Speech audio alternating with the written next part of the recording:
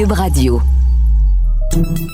Salut, c'est Charles Dran avec l'équipe dans 5 minutes. On s'intéresse aux sciences, à l'histoire et à l'actualité. Aujourd'hui, on parle économie, du prix des médicaments en particulier. Vous rappelez-vous de Martin Shkreli, le Pharma Bro, ce gestionnaire de fonds spéculatifs qui avait acheté les droits exclusifs pour la commercialisation du Daraprim, un médicament destiné au traitement de complications liées au VIH, entre autres, et dont le prix avait été multiplié par un facteur de 55 par son nouveau propriétaire. De 13 $, le prix d'un seul comprimé avait été fixé à plus de 700 $ américains, sans autre raison que, ben oui, la soif de profit. On l'avait surnommé l'homme le plus détesté d'Amérique. Il est d'ailleurs encore aujourd'hui en prison, mais pour d'autres manœuvres commises, parce que ça, l'augmentation astronomique du prix d'un médicament, c'est légal aux États-Unis. Bon, le Daraprim, c'est pas le seul médicament à coûter cher. En plus, les médicaments n'ont pas le même prix selon les pays ou même les provinces au Canada. Comment les prix sont-ils fixés, donc, ici, au Québec, par exemple? Et est-ce que certains traitements inabordables pour la majorité, non remboursés par la RAMQ, ne seraient donc réservés qu'aux plus riches? Une question à laquelle tente de répondre Cybèle Olivier. Avez-vous déjà entendu le nom Zolgensma? C'est un médicament à thérapie génique, une méthode qui modifie les gènes pour guérir. Eh bien, en une seule dose à vie, le Zolgensma traite l'amyotrophie spinale, une maladie héréditaire qui touche une personne sur 10 000 au Canada. Et pourquoi je vous en parle? Parce que c'est le médicament le plus cher du monde. Il coûte 2,8 millions de dollars la dose. Ici, des familles se sont battues pour qu'il soit couvert par la Régie d'assurance maladie du Québec. On a vu des levées de fonds extraordinaires avec des plateformes comme GoFundMe pour aider les parents sans recours. Ben, ils ont réussi. Depuis le 20 octobre 2021, le Québec paye le médicament. Mais comment un médicament, la solution, peut coûter aussi cher? La réponse, elle est trop simple. Parce que le prix chargé est basé sur un seul critère, ce que les compagnies peuvent charger. Et puisque le Zolgensma n'a pas d'alternative aussi efficace, eh bien, difficile de négocier. En fait, le médicament est si inabordable qu'en 2020, la multinationale suisse Novartis a organisé une loterie du médicament. 100 doses de Zolgensma ont été tirées, mettant des milliers d'enfants en compétition pour leur santé. Mais il doit bien y avoir des arguments pour justifier les prix des médicaments. Oui, une des réponses des compagnies, c'est que ces maladies rares nécessitent des technologies rares et dispendieuses, et puisque moins de patients en prennent, ben moins de personnes épongent les coûts.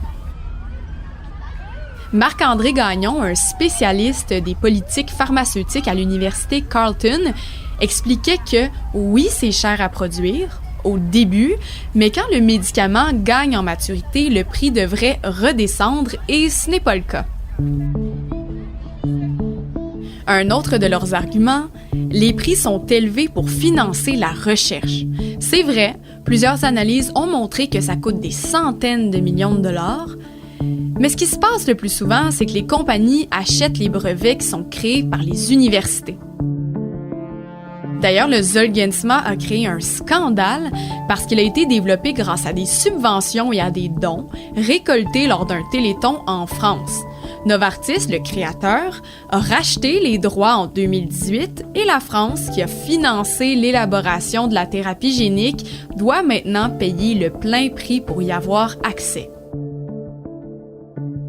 Les mêmes analyses qui prouvent que ça coûte cher la recherche montre aussi que les profits sont beaucoup plus grands que les sommes investies.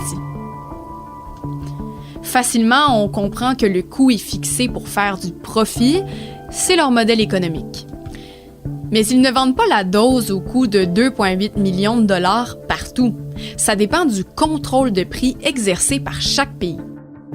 Aux États-Unis, par exemple, il n'y a aucun contrôle sur les prix. Ce sont les plus chers du monde. Medicare est obligé par la loi d'accepter tous les médicaments sans les négocier. Au Canada, nous sommes le 4e pays où ça coûte le plus cher.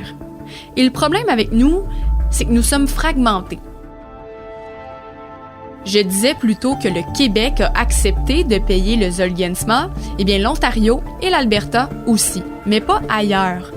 Donc avec des dizaines de régimes publics, des milliers d'assurances privées, chacun négocie ses rabais et donc laisse peu de pouvoir à la négociation. Mais on fait quoi pour éviter d'autres loteries de la santé? Bien, une des solutions, c'est d'établir un régime national et public d'assurance médicaments pour le pays. Une entité négocie un prix. L'autre façon, c'est de réformer le fonctionnement des brevets. Un brevet, c'est bon pour 20 ans. Alors, avant le terme, les compagnies modifient à peine les molécules pour s'assurer un autre 20 ans de monopole. Sinon, ils achètent les brevets des petites compagnies et ils tuent la concurrence. Mais en 5 minutes, impossible de vous parler de tous les coûts exorbitants qu'on retrouve ici pour les maladies rares. Certains sont couverts, d'autres non. On ne parle pas de millions, mais quand même de centaines de milliers de dollars par année, comme quelques médicaments contre le cancer qui sont non couverts peuvent coûter entre 168 000 et 242 000 dollars par année. Alors oui, parfois, la maladie, c'est pour les riches. Ouais, malheureusement, encore qu'ici au Québec, contrairement à d'autres endroits dans le monde, les soins de santé, les services médicaux sont gratuits, au moins ça. Pour réglementer le prix sur les médicaments et leur prise en charge par la REMQ, le travail peut se faire et se fait d'ailleurs beaucoup via des associations et des appels aux députés, à qui c'est bon de rappeler très souvent ce qu'on attend d'eux. Merci Cybèle Olivier, c'était en 5 minutes.